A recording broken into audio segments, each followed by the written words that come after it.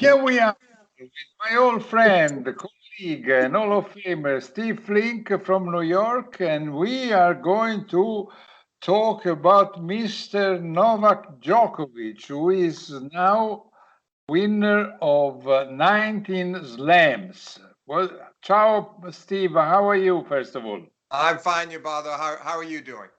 Yes, I'm fine. I spent quite a lot of time on court, on the center court, watching hours and hours of Mr. Djokovic. I mean, 4 hours and 11 minutes, Djokovic Nadal, and Yeah, then Same thing today. yes, and same Yeah. thing today. So I was lucky, I would say, because I saw two beautiful matches. I mean, honestly. Then someone is discussing, saying that, well, Djokovic versus Nadal, it was just the second and the third set, which was good. Uh, but not the whole match, because the first set Djokovic didn't play well. The fourth set Nadal was tired. So I mean, what is your impression? Because I said that the third set was one of the best I had seen, and Djokovic was also pointing out that it was one of his best match ever at Roland Garros. Maybe he was influenced by he had just finished to play, so sometimes the emotions may overwhelm you. But what is Well, your opinion? I think I understand why he was so gratified to win that match and so proud of himself, and he should be. It was a great comeback. Everybody talks about the fact that Rafa's only lost 3 matches at Roland Garros. Nobody came from a set down to beat him. He's almost impossible to beat from a set down in a clay court tournament like this. But I think what you said at the beginning was actually true. I think the first set they were both nervous. Djokovic in the beginning, he shouldn't have gone behind 5-love. He had 15, he had 2 break points on Rafa's serve, then he had 40-15 on his own serve, and the next thing you know, he's down 2-love, and the next thing you know, he's down 5-love. Then suddenly Rafa at 5-love, when he should close the set out, got, I thought, pretty tight, and Djokovic did a nice job to get back in it. But I didn't think that was a great set. I thought the second set was very well played. The third set was the best set they've ever played against each other. One of the great sets we'll ever see, period. And then the fourth, I thought Djokovic played beautifully and Rafa got a little weary. So I don't think it's fair to call the match an epic. I think it's a great performance from Djokovic, a wonderful comeback, and a third set that we will always remember. That's how I look at it.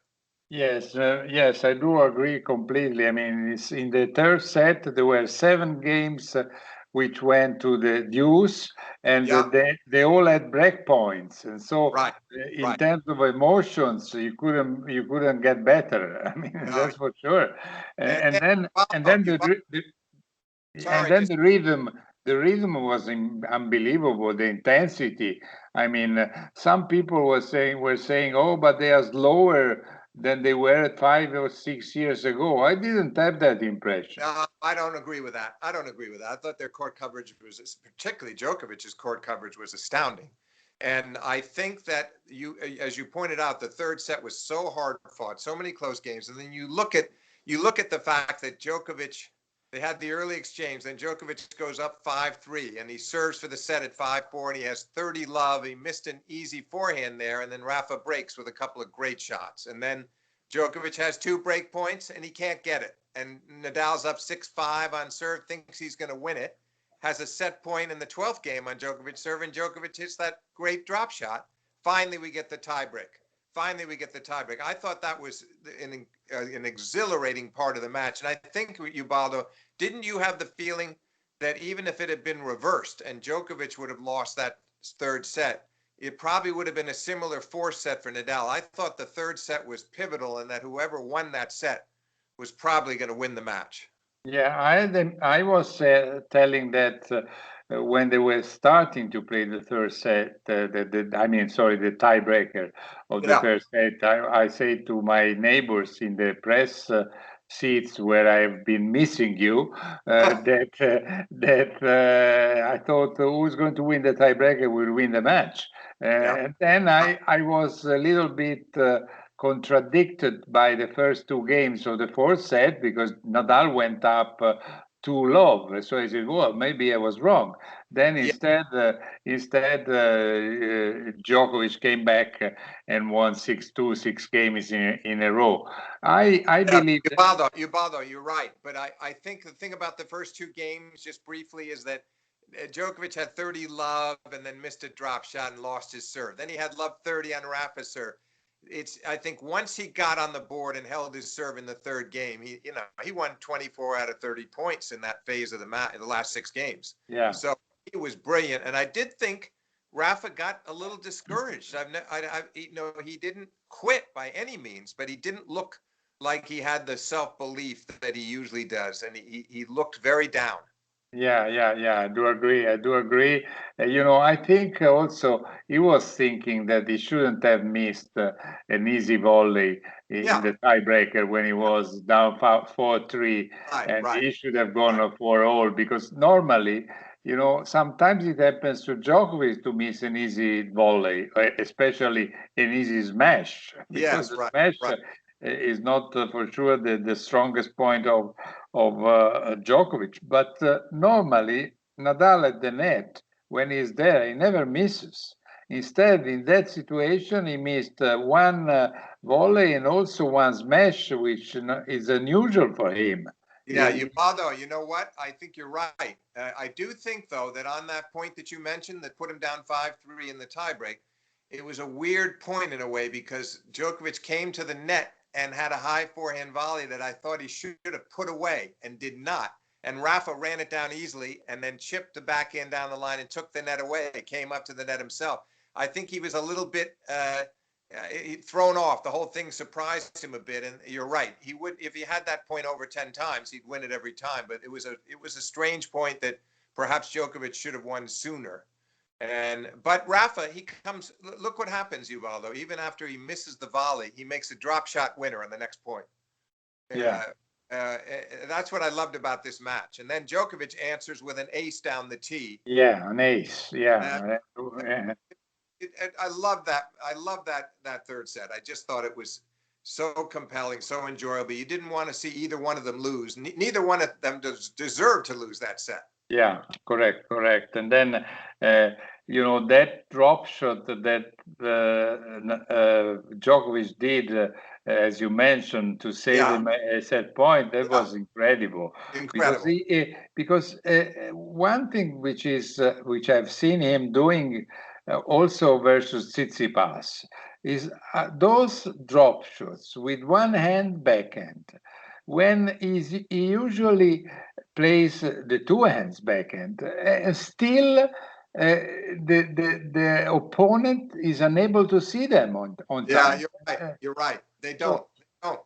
Absolutely right. Because he was very successful against Tsitsipas with the same play. You're right. He just they can't read it and they're too far back. He usually picks the right time to use it, and he did in both matches. But Ubaldo, I look back on the Australian Open and here, and I think Djokovic has done a great job, because what was his priority last year heading into this year? To get the most weeks at number one. He achieved that. Then he made it clear from here on in, at that point before Australia, now my goal is really almost entirely the majors. So what does he do? He goes out and wins the first 2 majors of the year to climb to 19, and not without a lot of fights. And he's the first guy since Ted Schroeder in 1949 Wimbledon to come from 2 sets down in 2 matches and win a major. It's amazing. Yeah, and before Ted Schroeder, there was only Enrico Shea, who came in 1927. Right. to come back from 2 sets down, Exactly. So, but that just tells you, what a fighter he is. And I thought he was very composed today. Once he. What did you think about it today? I thought once he broke to go up in the long games, many deuces to go to 3-1 in the third set, it was a different match from the time that he got the break, because he never had trouble on his own serve again, never. And he just changed the course of the match entirely, I thought. Yeah. I don't know if Tsitsipas maybe I saw sometimes Tsitsipas playing well at the beginning and then going have a lapse and losing a little bit the concentration or so. But then it was Djokovic who was not missing anything anymore. That's right. That's right. Well, the first set was fascinating because I thought Djokovic might have been able to break in the first game of the match. Tsitsipas was a little nervous, but he saved 2 break points and then ended that game with 3 aces in a row. And then they go to they're holding easily, especially Djokovic. And then we suddenly at 4-5, Novak's down at a set point, and he saves it very nicely in a long rally, 25 shots. And then he breaks, and then he's up 6-5, and he's talking to the umpire at the changeover, and he's telling her that he's asking that the players, both of us, in this case, he meant for himself and Tsitsipas, that they have more time between points so they could use their towels. And then he went out and played that bad game on his serve before the tiebreaker and got way down in the tiebreaker. I thought he actually lost some concentration in there. I wonder whether it was a mistake to talk to the umpire, which was very polite and very nice because he's doing it on behalf of himself and his opponent. But I thought he needed to bear down harder at 6-5 in the first set. It might have been a different match if he wins the first set.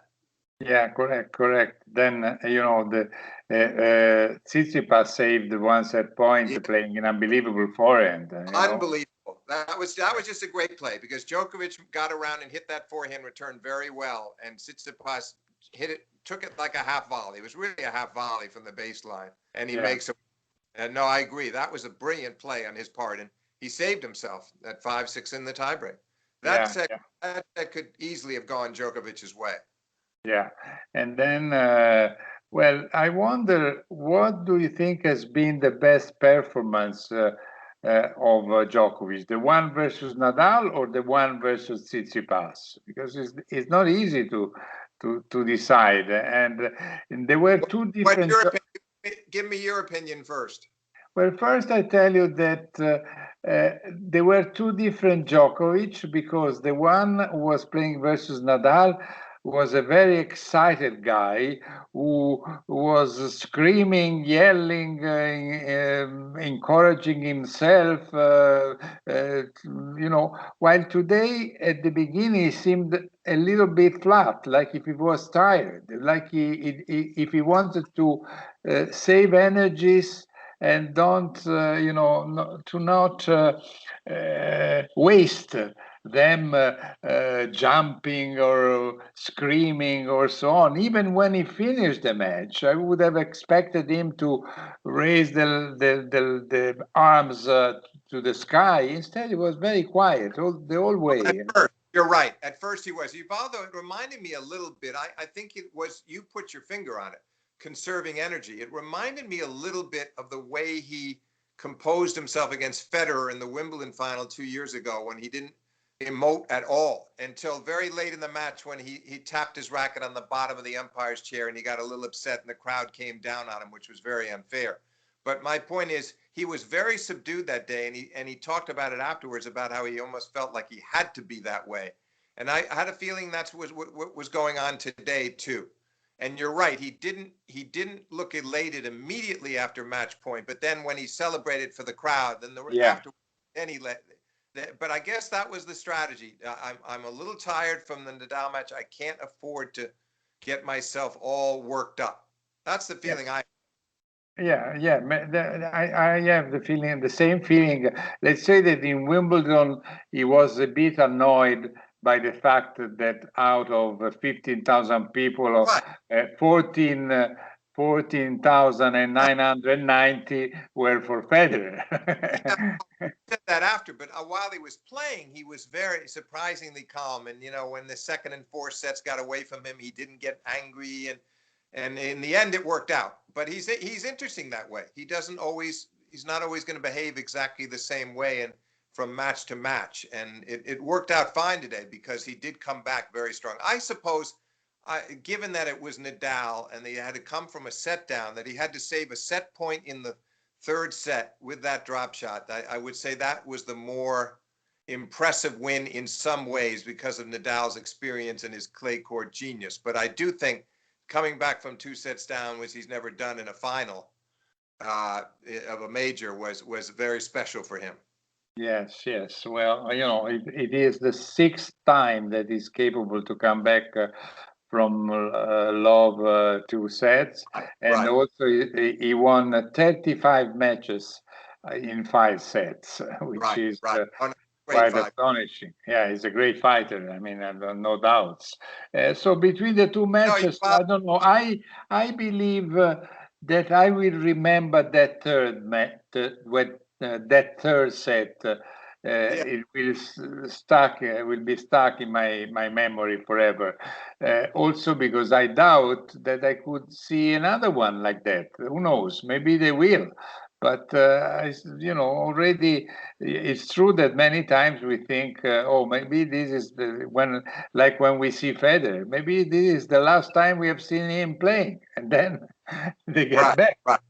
So Well, I think the reason he will always remember the tournament is yeah, that if he had beaten Nadal and then lost today, would have been kind of a sad feeling for him to think that he beat the great Nadal and that felt like a final and that he couldn't get himself through the actual final itself against Tsitsipas, and that would be no disrespect to Tsitsipas, but it would have been disappointing not to win the tournament given that he had beaten Rafa. And obviously that happened to him in 2015. He beat him in the quarters and lost to Stan Wawrinka in the final. But this time I think it would have stung because there was so much importance to then have that career collection of at least two majors at all four, have two of it, at least two of every slam title.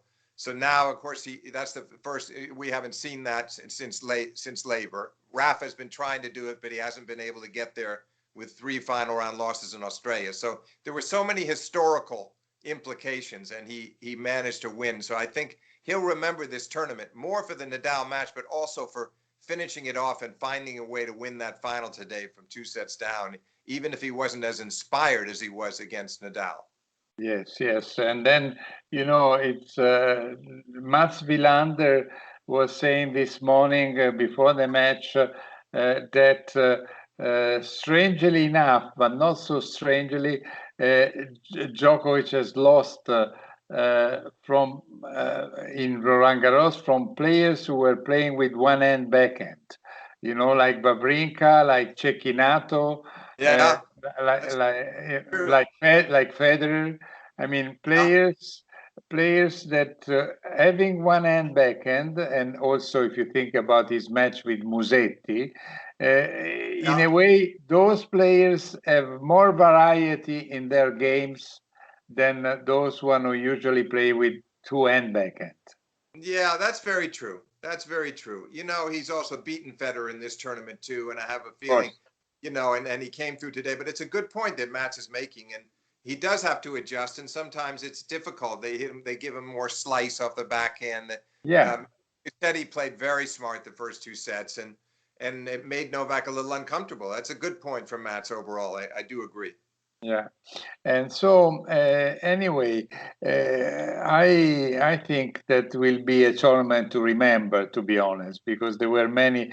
Yeah, well, before I was telling you about the different attitude of Djokovic, I can tell you that in Italy he was very much criticized for the way that he behaved versus Berrettini when he was shouting before the match point and after the match point. When he beat Berrettini, Djokovic was like if he was out of his mind with the eyes of a tiger in a way, and it was. No, they were saying, oh, Nadal and Federer would have never behaved like that. I mean, not just in Italy, also I read the L'Equipe in France, and there were many people who were a little bit I mean, not a little bit critical, towards Djokovic. Ubaldo, it's the same old story. Somehow, look, he had a lot of pent up emotions when he played Berrettini because, as you know, they had to let the crowd out. And he first of all he thought he should have won in straight sets, and he made those errors in the tiebreak from 5-4 up in the tiebreak. The third set gets away. Then they have to let the crowd leave in the fourth set. So suddenly you go from an animated crowd to no fans at all. And he was feeling a lot of emotion, keeping it inside him.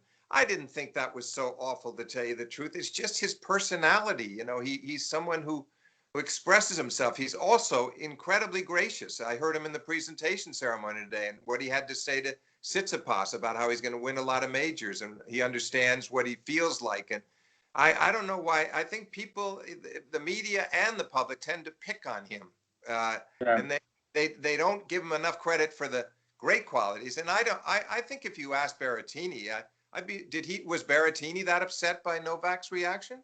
No, probably not so much. Berrettini didn't mention it. I mean, when he came, it was probably more his people around him that maybe didn't like it.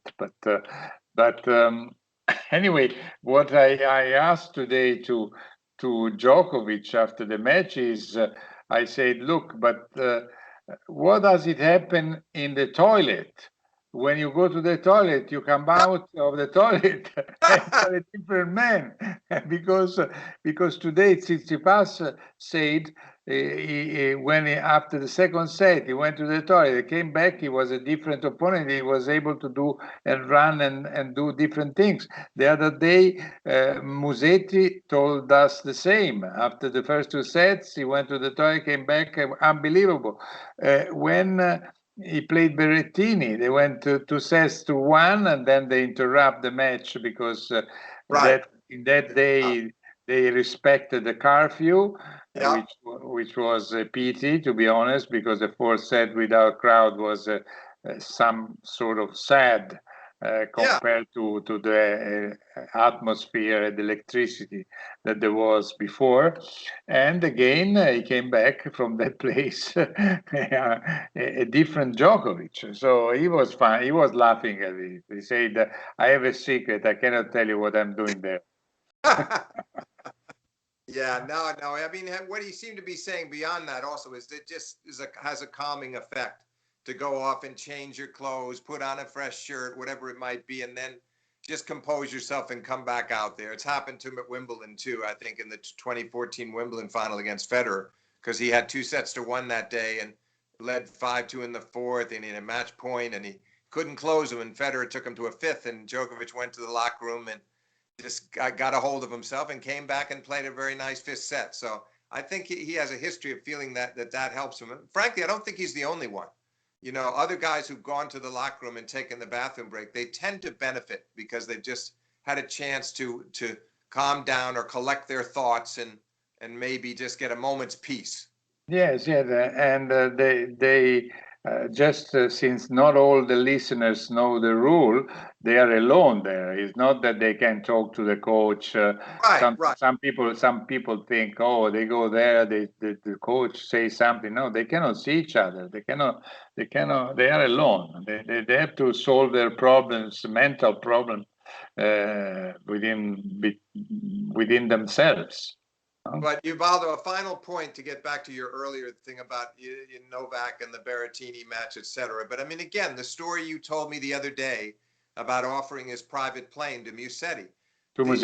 Yeah. Things never surprise me because I think that's the kind of man that he is. But nobody wants to praise him for that. They seem to only want to criticize him for if they think he's gone over the top, something like the U.S. Open incident or this one. I think it's too bad that we have that expression, cut him some slack. He should get some slack once in a while. Yeah, well, he has taken some positions, the Novaks, the exhibitions in Croatia and Serbia during the COVID, then the PTPA, which that somebody doesn't accept, do not accept, like Gaudenzi. I mean, so he is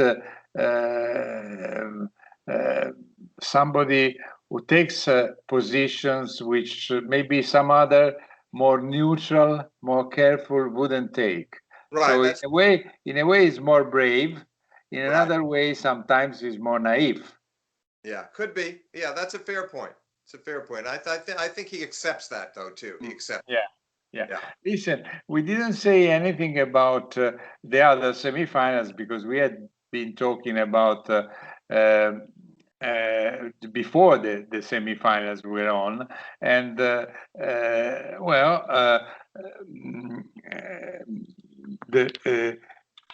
Tsitsipas had to play 5 sets to beat Zverev. And I want to tell you that this morning I spoke with Marc Rosset, you know, the Swiss of course. tall guys, and winner of an Olympic gold medal in Barcelona '92.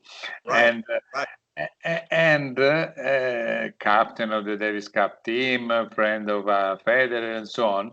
And Rosset told me, look, I think that when Zverev comes closer to close to the net, I mean, he's not a great volley player, but when he comes closer, when he doesn't stay too much behind, he says, for me, is the together with Tsitsipas, is the best young athlete because he said he should, you know, with this backhand and also the forehand, when he closes up and he comes more in the middle of the court, is very, very dangerous. And he said you should remember what he was capable to do when he won the ATP finals. Yes, he's right. He's right.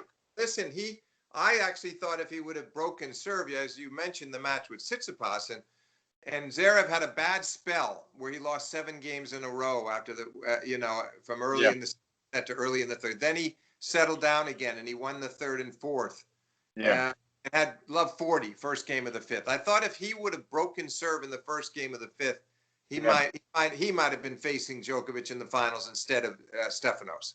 No, I don't disagree with Rosset. I have great respect for Zverev. On the other hand, I don't trust him entirely in the sense of that kind of performance. And he complains afterwards. He says, you can't let somebody as good as Tsitsipas have a 2-set lead because then all he needs is 1 more set and you need 3.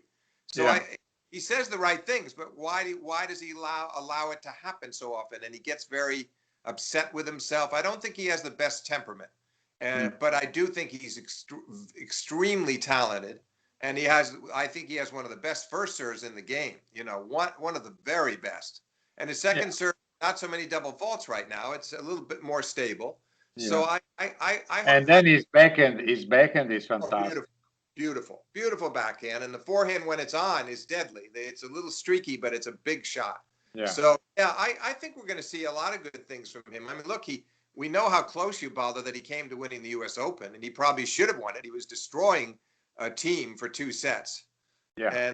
And then he eventually served for the match in the 5th and lost that match. So we know how good he is. And here he was 1 set away from the final here. He's getting there. Plus played a very good match against Djokovic in Australia that he lost in 4 sets. But he seems to be consistently in the running now. So I'm kind of encouraged about him, aren't you?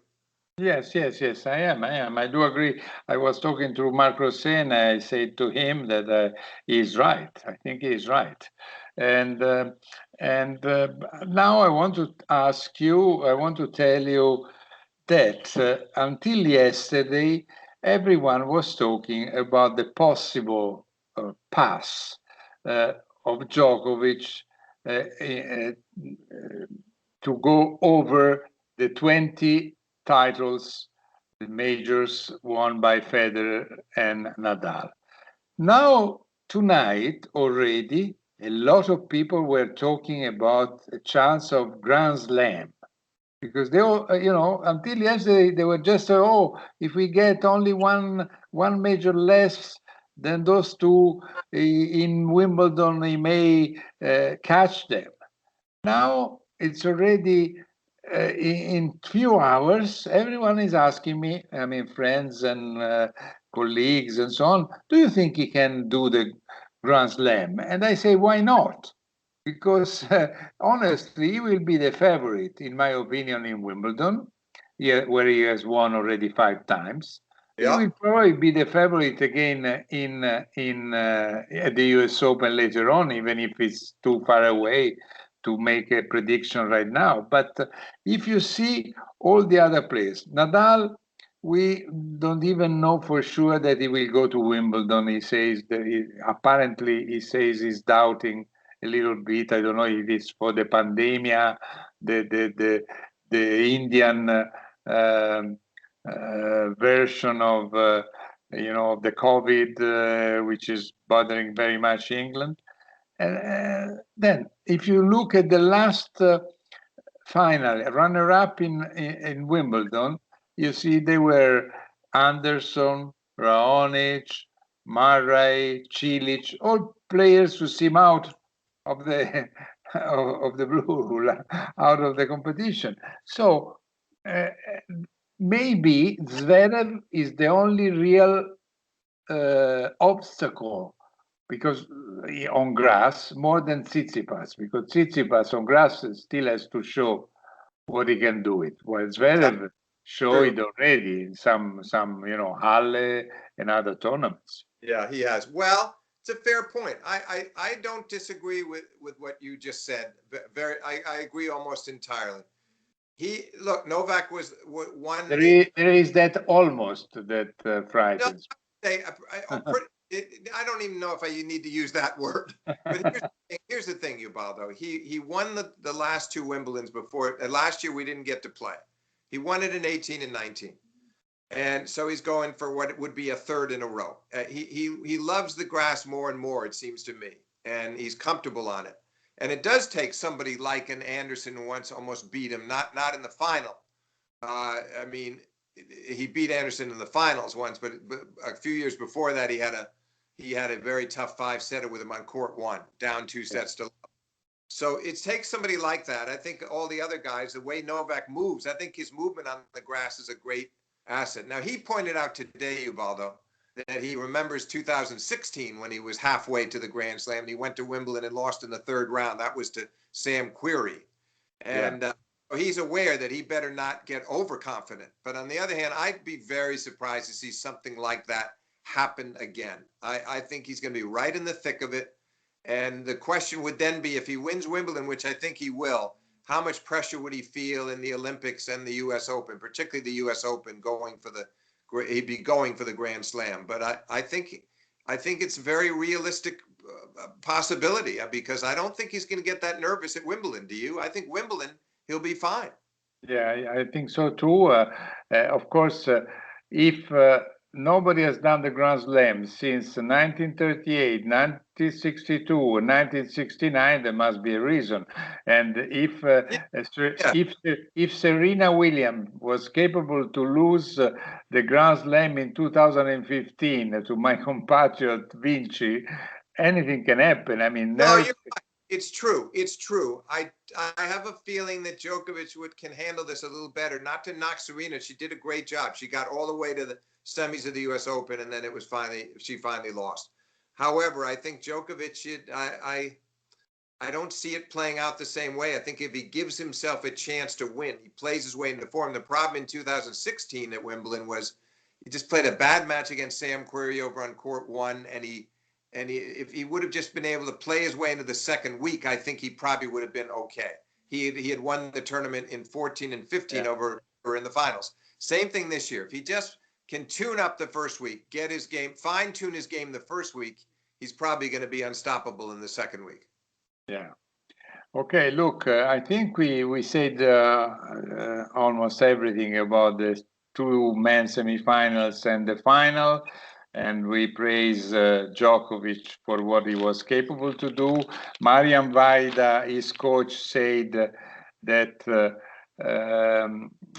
Djokovic could be ready for the Golden Slam, because he could win also the Olympics in Tokyo, where we don't know. I have the impression that Federer will not go at the end, because they tell me that for him, it's really a pain to not be with the family, with the children, with the wife. I mean, he really suffers to be alone, to have just to play tennis. And then there is the risk of the pandemic. Yeah, sorry, Ubaldo. I understand that, by the way. I really do. It must be a strange thing for him, because he's always had the family. They come with him everywhere. And maybe if at least his wife could be there and that someone takes care of the kids, but he doesn't even have that. So I fully sympathize with him on that. Yeah. So anyway, let's talk briefly about the girls, because I mean we when we spoke the last time, we had already these 4 semifinalists who had never reached the semifinals before in a slam. Krejcikova had beaten Coco Gauff, which was probably the one of the most difficult opponent, even if she had to save a match point versus Sakkari, because she won only 9-7 in the third, and I think on the fifth match point, after she saved one match point versus Sakkari, and on the other half, there was Pavlyuchenkova, who had beaten Zidansek, but also in that case, Pavlyuchenkova had been 7 times in the quarters and never in the semis. Right. No, they were. Listen, that I think the highlight was the match you mentioned with Krejcikova and Sakkari, and I was kind of hoping Sakkari would win because I think she's has the brightest personality of all those players. So she's dynamic on the court. You know how she's feeling, and she moves so well, and she's fun to watch. Yeah. And I think it would have helped to have her in the final. On the other hand, Krejcikova and Pavlyuchenkova, they played a decent quality final that went 3 sets. I would say the third set, because first 2 sets, when one was playing well, the other one wasn't playing well. Third set, true. Yes. But they both played well at the same time in the third, which was a good way to end it. And so they had a good tournament, and I think Krejcikova has got to be proud of all those wins, because I mean, she beats Sloane Stephens 2-love. She beats Coco Gauff, who's been playing so well. She saves the match point against Sakkari, and then she wins the final in 3 sets. Those are that should give her a lot of confidence going into the future. That doesn't mean that we're going to suddenly see her in the finals of Wimbledon, but I do hope she will build on this. Yeah, because then, Pavlyuchenkova was playing her 52nd slam, while Krejcikova only the 5th, because she was dedicating herself to doubles, and she had won twice a slam in Paris and Wimbledon 2018, and she won also doubles here in Paris with Siniakova. So. Right. So which didn't happen, I think, since the times that Serena Williams won. I think the last one who won the singles and doubles was Mary Pierce. Can you imagine? Yeah, good old Mary. Right. Absolutely. Yeah. So, well, listen, Ubaldo, it's very likely we could see 4 entirely different semifinalists at Wimbledon with the women. Maybe Serena's in there, who knows? But could be a totally different cast, different surface. But I think there were a lot of good matches, and Sakkari was one of the central figures, you might say. People really enjoyed her, and it would have loved to have seen her in that final. It wasn't to be, but they did have. I've seen too many of the finals. I don't like it when they're straight set routes, and this time. We got a well-played 3-set final, as you say, one-sided in either direction the first 2 sets, but third set hanging in the balance, exchange of breaks, 6-4 in the third. You can't argue with that. That was a well-played set. Well, listen, I think that's all for tonight, Steve, also because I still have to pack and I have to go to Florence tomorrow. I have my flight in the morning. I still have to finish my story. It's about 2:45 in the morning now for me, and of course we will be talking for sure before Wimbledon, where you will not go, and I don't think I will go, because apparently I should stay there maybe 5 days in quarantine at least before, and maybe even afterwards. So. So I think I will stay home, and my wife will be happy. Yes, she should be happy, and you should always listen to her. Whatever she says you should do it. Okay, listen. So thanks a lot to Steve Flink, my great friend, colleague, and Hall of Famer. So long. I hope to see you soon, and we'll be talking before Wimbledon. Ciao, Steve. Ciao, Ubaldo. Look forward to it.